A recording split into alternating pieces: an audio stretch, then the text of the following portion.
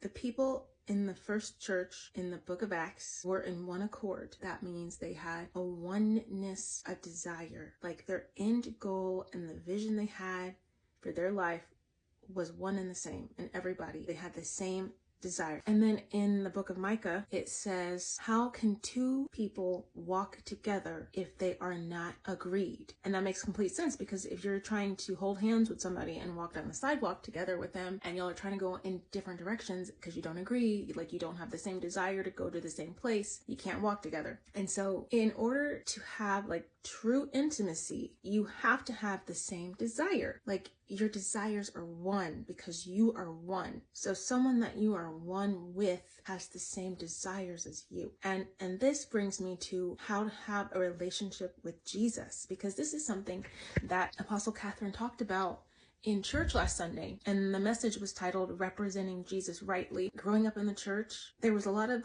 talk about the gospel and a lot of talk about Greek words and concordances and word studies and Bible history and just really like getting a good knowledge of the Bible. But there wasn't a whole lot of practical teaching on how to walk with God, how to be intimate with Jesus, how to be his friend, how to pray, how to talk to him, how to please him. And to please God, you simply empty yourself of all of your own selfish desires and fill yourself with God's desires. Like you make what is important to God important to you. It becomes the most important thing to you. And the only important thing is to do his will and to do his desire. And that is how you have intimacy with God. And that is how you please God. And that is how you become close to him. And that is how you become one with God. Even Jesus said that he only did what the Father told him to do. He only spoke what the Father told him to speak. And he said he and his Father were one. And what that means practically is that Jesus didn't allow his earthly fleshly desires to trump God's desires and will. Like whatever the Father told him to do, he did it, regardless of whatever else he wanted to do. He just did what God wanted to do. And whatever